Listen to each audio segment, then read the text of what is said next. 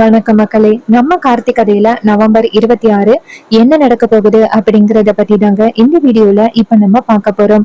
இந்த வீடியோவுக்கு மறக்காம லைக் பண்ணிக்கோங்க, நம்ம சேனலை சப்ஸ்கிரைப் பண்ணிட்டு பக்கத்துல உள்ள பெல் ஐக்கானையும் கிளிக் பண்ணி ஆல்னு செட் பண்ணிக்கோங்க. அப்பதாங்க அடுத்த வீடியோ போடும் பொழுது உங்களுக்கு நோட்டிபிகேஷன் வரும் பார்க்கலாம். சோ என்ன நடக்குது அப்படின்னு பாத்துக்கிட்டீங்கன்னா, நம்ம ஹீரோ இருக்காருல்ல, அவரு எல்லாருமே சேர்ந்து கோவிலுக்கு வராங்க. அப்போ பாட்டி வந்துட்டு ஈஸ்வரி வரத பார்த்துட்டு ரொம்ப சந்தோஷப்படுறாங்க. அங்க பூஜை நடக்குது. அந்த இடத்துக்கு வந்துட்டு நம்ம ராஜா வராங்க. வந்ததோட பாட்டி நேரா ராஜாவை பார்த்து பூஜை ஆரம்பிக்கலாம், உட்கார வைங்க அப்படின்னு சொல்லிட்டு நம்ம ஹீரோவை உட்கார வச்சு ராஜாவை உட்கார வச்சு பூஜைய ஆரம்பிக்கிறாங்க. அப்போ நம்ம பாட்டி இத பார்த்துட்டு ரொம்ப சந்தோஷப்படுறாங்க. இந்த கோவில் கும்பாபிஷேகம் எப்படியாவது நல்லபடியா நடக்கணும் அப்படின்னு எதிர்பார்த்து காத்துக்கிட்டு இருந்தேன். அதே மாதிரி இந்த கும்பாபிஷேகம் நல்லபடியா நடக்குது அப்படின்னு ரொம்ப சந்தோஷமா பாத்துக்கிட்டு இருக்காங்க. இன்னொரு பக்கம் அந்த காளியம்மா நேரா சிவனாண்டிய பார்த்து, மவனே, நம்ம பிளான் எதுவுமே இந்த வாட்டி ஒர்க் அவுட் ஆகல. அந்த டிரைவர் பையன் எல்லாத்தையும் கண்டுபிடிப்பான் அப்படின்னு நான் கொஞ்சம் கூட எதிர்பார்க்கவே இல்லை. இப்போ என்ன பண்றது அப்படின்னு அதுக்கு அந்த வில்லன் சொல்றாரு, அதான் சித்தி, எனக்கும் ஒன்னும் புரியல. நம்ம என்ன பிளான் பண்ணாலும் அவன் கண்டுபிடிச்சிடுறான். அவன் நம்ம நினைச்சதை விட ரொம்ப யமகாதகனா இருக்கிறான் அப்படின்னு ரொம்ப கோவத்தோட பேசிக்கிட்டு இருக்காங்க. முத்து சொல்றாரு, இங்க பாரு, நம்ம ஏதாவது போய் குழப்பத்தை உண்டாக்கலாம், சரி வாங்க அப்படின்னு சொன்னதோட நேரா கோவிலுக்கு போறாங்க. அப்ப காளியம்மாளும் சேர்ந்து வராங்க. அங்க நம்ம ஈஸ்வரி பாட்டி எல்லாருமே சாமி கும்பிட்டுக்கிட்டு இருக்கும் பொழுது அந்த காளியம்மா அந்த இடத்துக்கு வந்து நின்னுகிட்டு, இங்க வந்துட்டு கொஞ்சம் கூட ஒரு நல்ல விஷயமே நடக்கல அப்படின்னு. அப்ப ஈஸ்வரி கேக்குறாங்க, பரமேஸ்வரி உனக்கு என்ன வேணும் அப்படின்னு காளியம்மால பார்த்து கேட்க, காளியம்மா சொல்றாங்க, என்ன ஊரை விட்டு ஒதுக்கி வச்சீங்க. இந்த ஈஸ்வரியோட அம்மா இறக்குறதுக்கு நீதான் காரணம்.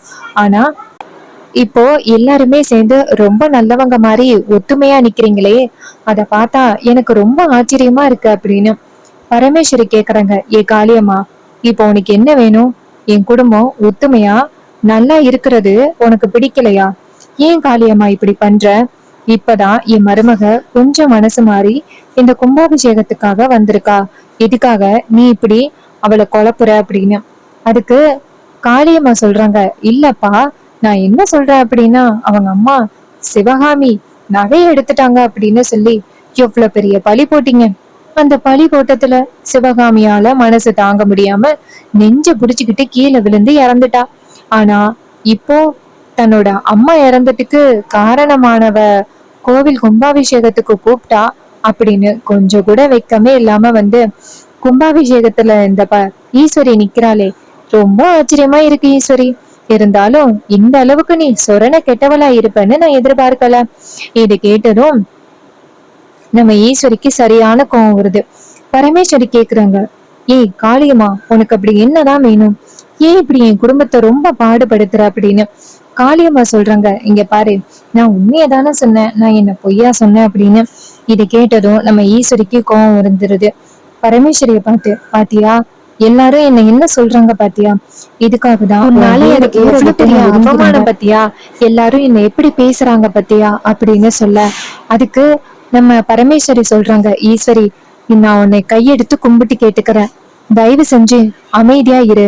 அவ இதத்தான் ஏற்பாடு பண்ணி எப்படியாவது கும்பாபிஷேகத்தை நிப்பாட்டுறதுக்காக குழப்பத்தோட இப்படி உருவாக்கிட்டு இருக்கா. தயவு செஞ்சு அவ பேசுறத நீ கேட்காத ஈஸ்வரி, சொல்றது கேளு அப்படின்னு. அதுக்கு ராஜா நேரா காளியம்மாளை பார்த்து, இங்க பாரு காளியம்மா, கோவிலுக்கு வந்தமா சாமி கும்பிட்டமா அப்படின்னு இருக்க மாட்டியா? இந்த மாதிரி ஏதாவது ஒரு குழப்பத்தை உண்டாக்கிக்கிட்டே இருக்க. காளியம்மா சொல்றாங்க, நான் என்ன அப்படி பொய் சொன்னேன்? உண்மைதானே சொன்னேன். இவ அம்மா இறந்ததுக்கு இந்த பரமேஸ்வரி தானே காரணம். அப்படி இருந்தும் எல்லாத்தையும் மறந்துட்டு இந்த ஊருக்கு வந்து ரொம்ப சந்தோஷமா சாமி கும்பிட்டுக்கிட்டு இருக்காளேன்னு கேட்டேன். இதை கேட்டதும் நம்ம ஈஸ்வரி வந்துட்டு, இதுக்கு மேல நான் இந்த இடத்துல இருக்க கூடாது அப்படின்னு சொன்னதோட ஈஸ்வரிய பார்த்து பரமேஸ்வரி கெஞ்சுறாங்க, இங்க பாரு, தயவு செஞ்சு இந்த கோவிலை விட்டு பெயராத ஈஸ்வரி, சொல்றது கேளு அப்படின்னு சொல்லிட்டு ரொம்ப கெஞ்சுறாங்க. அப்ப ராஜா சொல்றாரு, ஆமா ஈஸ்வரி, இவ பேசுறா அப்படின்னு போகாத அப்படின்னு. இன்னொரு பக்கம் பரமேஸ்வரி நேரா அம்மனை கையெடுத்து கும்பிட்டு, அம்மா, எப்படியாவது இந்த கும்பாபிஷேகத்தை நிறுத்தணும் அப்படின்னு இந்த கெட்டவங்க எல்லாருமே சேர்ந்து முயற்சி பண்ணிக்கிட்டு இருக்காங்க. தயவு செஞ்சு ஈஸ்வரியோட மனசை மாத்தி இந்த கோவில் கும்பாபிஷேகம் நல்லபடியா நடக்கிறதுக்கு வழிய பண்ணு அப்படின்னு சொல்லி கையெடுத்து கும்பிடுறாங்க. அப்ப டக்குன்னு நம்ம ஈஸ்வரிக்கு சாமி வருது. இத பார்த்ததும் எல்லாருமே அதிர்ச்சியாகி ஈஸ்வரிய பாக்குறாங்க. ஈஸ்வரி நடுவுல வந்து நிக்கிறாங்க. எல்லாரும் ஈஸ்வரிய பார்த்துட்டு ரொம்பவே ஷாக்கிங்ல இருக்காங்க. அப்போ காளியம்மாள் இத பார்த்துட்டு அதிர்ச்சி ஆகுறாங்க. பரமேஸ்வரி எல்லாருமே ஈஸ்வரிய பார்த்து கையெடுத்து கும்பிடுறாங்க. அப்போ ஐயர் அந்த இடத்துக்கு வந்து நின்னுக்கிட்டு அம்மா அப்படின்னு சொல்ல ஈஸ்வரி சொல்றாங்க, அம்மன் வேஷத்துல இங்க இவ்வளவு பெரிய அநியாயம் நடந்துகிட்டு இருக்கு, எல்லாருமே வேடிக்கை பார்த்துக்கிட்டு இருக்கீங்களா அப்படின்னு. அதுக்கு ஐயர் சொல்றாரு, சொல்லுங்கம்மா என்ன அநியாயம் அப்படின்னு. அதுக்கு அவங்க சொல்றாங்க, இந்த கோவில் கும்பாபிஷேகத்தை நடத்துறதுக்கு இந்த பரமேஸ்வரி எந்த அளவுக்கு கஷ்டப்பட்டு முயற்சி பண்ணிக்கிட்டு இருக்கா அப்படிங்கிறது உங்க எல்லாருக்குமே தெரியுமா தெரியாதா அப்படின்னு. ஐயர் சொல்றாரு, அம்மா அவங்க அந்த அளவுக்கு முயற்சி பண்ணாங்கம்மா இந்த கும்பாபிஷேகத்தை நடத்துறதுக்காக. ஈஸ்வரி அம்மாவோட மனசை மாத்தி அவங்க புருஷனை வர வச்சு எப்படியோ இந்த கும்பாபிஷேகத்தை நல்லபடியா நடத்துறாங்கம்மா. அதுக்கு அவங்க சொல்றாங்க, இப்படிப்பட்ட கும்பாபிஷேகத்தை நடத்துற அவங்கள பார்த்து ஒரு சில பேர் மோசமாவும் ரொம்ப கஷ்டமாவும் கேள்வி கேட்டுக்கிட்டு இருக்காங்க. ஆனா ஊர் மக்கள் எல்லாருமே வேடிக்கை பார்த்துக்கிட்டு இருக்கீங்க. உங்களுக்கு ஒரு பிரச்சனைனா அவங்க முன்னாடி வந்து நிக்கிறாங்க. ஆனா அவங்களுக்கு ஒரு பிரச்சனை வரும் பொழுது எல்லாருமே வேடிக்கை பார்த்துக்கிட்டு இருக்கீங்க. என்னடா நடக்குதுங்க அப்படின்னு சொன்னதோட அந்த ஐயர் சொல்றாரு, அம்மா எங்களை மன்னிச்சிருங்கம்மா, எங்களுக்கு எந்த வகையில பேசுறது அப்படின்னு தெரியல. அவங்க சொல்றது ஒரு விதத்துல உண்மைதானம்மா. இது மாதிரி சிவகாமி அம்மா வந்துட்டு நகையை எடுத்துட்டாங்க அப்படின்னு பரமேஸ்வரி அம்மாவும் சேதுபதி ஐயாவும் அப்படி பழி போட்டதுனாலதானே அந்த அம்மா நெஞ்சு பிடிச்சுக்கிட்டு கீழே விழுந்தாங்க. அதனால அவங்க உண்மையா கேக்குறாங்க, எங்களால எப்படிமா அவங்களுக்கு ஆதரவா பேச முடியும். அதுக்கு ஈஸ்வரி சொல்றாங்க, என்னது சிவகாமி இறந்ததுக்கு அவங்க 2 பேருமா காரணம்? அவங்க 2 பேரும் காரணம்னு யாருடா உனக்கு சொன்னது அப்படின்னு. அப்ப ஐயர் சொல்றாரு, அம்மா அப்படிதாம்மா ஊர் மக்கள் எல்லாருமே பேசிக்கிறாங்க. அன்னைக்கு சிவகாமி அம்மா நகையை எடுத்து கொண்டு போய் அவங்க வீட்டுல வச்சிருந்தாங்க அப்படின்ட்டு பரமேஸ்வரி அம்மா வந்துட்டு பழி போட்டாங்க. அதுக்கப்புறம் அந்த அம்மா நகையை எடுக்கல அப்படின்னு தெரிஞ்சு போச்சு. ஆனா அதுக்குள்ள அந்த அம்மா உயிரை விட்டுட்டாங்க, தான் மேல அவ்வளவு பெரிய பழி போட்டுட்டாங்களே அப்படின்னு. இதை கேட்டதும் அம்மன் சிரிக்கிறாங்க, டேய் இதெல்லாம் எதுவுமே நடக்கலடா அப்படின்னு. இதை கேட்டதும் ஐயர் அதிர்ச்சி ஆகுறாரு.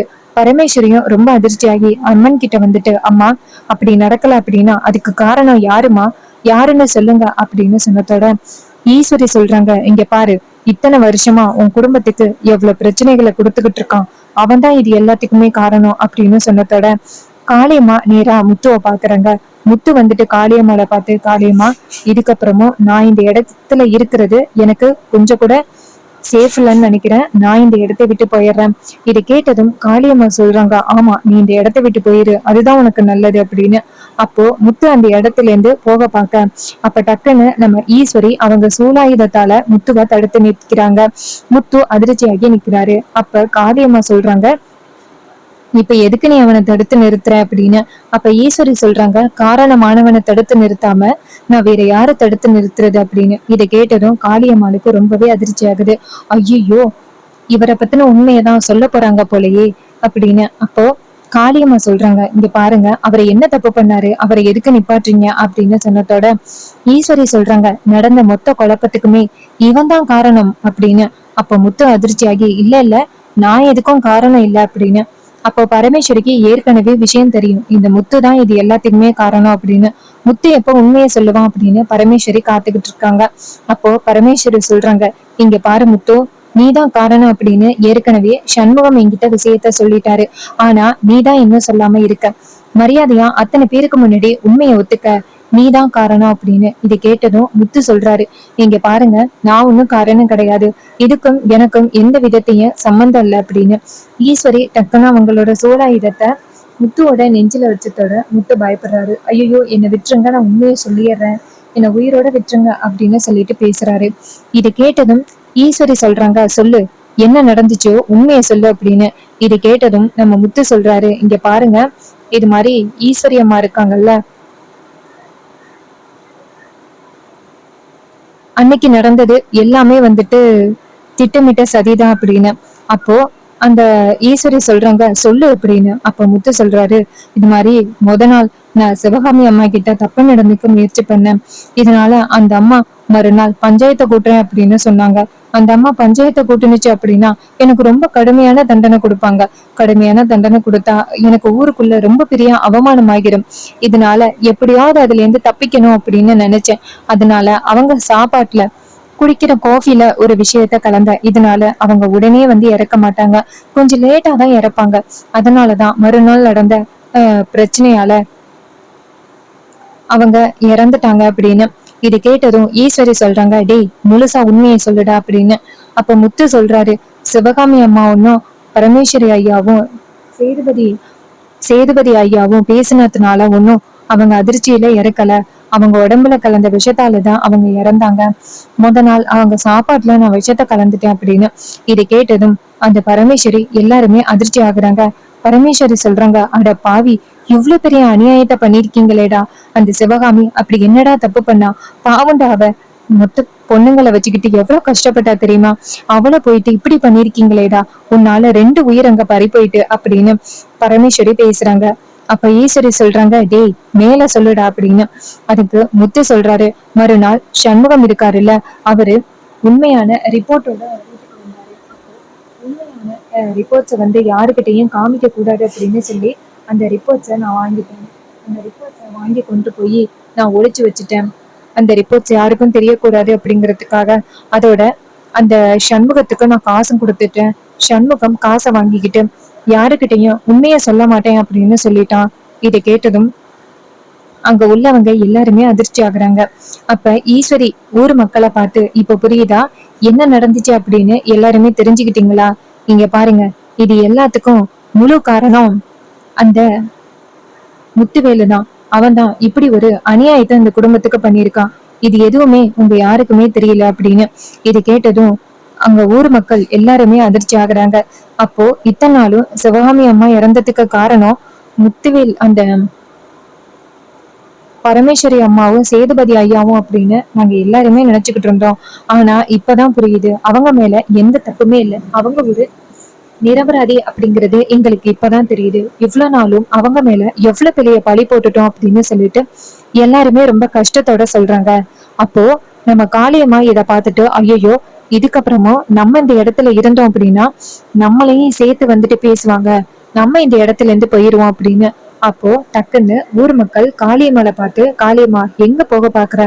நீ தானே அத்தனை பேருக்கு முன்னாடி பரமேஸ்வரி அம்மாவை பேசின, இப்ப பதில் சொல்லு அப்படின்னு.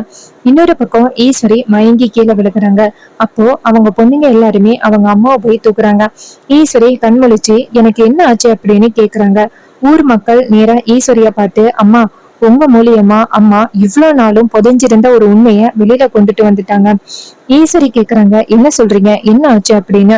ஊர் மக்கள் சொல்றாங்க, அம்மா இத்தனை நாளும் உங்க அம்மா இறந்ததுக்கு பரமேஸ்வரி அம்மா அப்படின்னு நினைச்சு நீங்க எந்த அளவுக்கு கோவத்தோட இருந்தீங்க. ஆனா பரமேஸ்வரி அம்மா காரணம் இல்ல, அதுக்கு காரணம் இந்த முத்துதான் அப்படின்னு. அப்போ ஈஸ்வரி கேக்குறாங்க, என்ன ஆச்சு அப்படின்னு சொன்னதோட ரேவதி விஷயத்த சொல்றாங்க. இதை கேட்டதும் ஈஸ்வரி ரொம்ப அதிர்ச்சி ஆகுறாங்க. இவ்வளவு பெரிய விஷயம் நடந்துச்சா?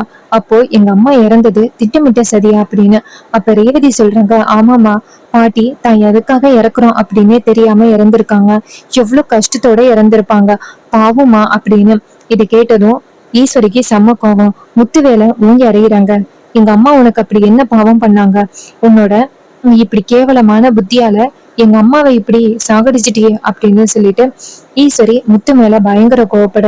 அப்ப முத்து வந்துட்டு திருன்னு முழிச்சுக்கிட்டே நிக்கிறாரு. இன்னொரு பக்கம் ஊர் மக்கள் சொல்றாங்க, இந்த முத்துவை ஊரை விட்டே ஒதுக்கி வைக்கணும். இனிமே இவனுக்கும் இந்த ஊருக்கும் எந்த விதத்திலயும் சம்பந்தம் இல்ல. இவனால 30 வருஷமா இந்த கோவில் கும்பாபிஷேகமே நடக்காம போயிருச்சு. இவனை இதுக்கு மேலேயும் இந்த ஊருக்குள்ள விடக்கூடாது அப்படின்னு சொல்லி ஊர் மக்கள் எல்லாருமே சேர்ந்து முடிவெடுக்கிறாங்க. அவனுக்கு உதவி பண்ற அந்த காளியம்மாளும் ஊருக்குள்ள வரக்கூடாது அப்படின்னு முடிவு பண்றாங்க. சோ இந்த கதை உங்களுக்கு பிடிச்சிருந்துச்சுன்னா இந்த வீடியோவுக்கு மறக்காம லைக் பண்ணிக்கோங்க. நம்ம சேனலை சப்ஸ்கிரைப் பண்ணிட்டு பக்கத்துல உள்ள பெல் ஐகானையும் கிளிக் பண்ணி ஆல்னு செட் பண்ணிக்கோங்க.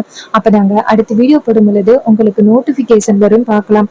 சோ இதே மாதிரி வேற ஏதாவது ஒரு கதையில பார்க்கலாம். தேங்க்யூ ஃபார் வாட்சிங்.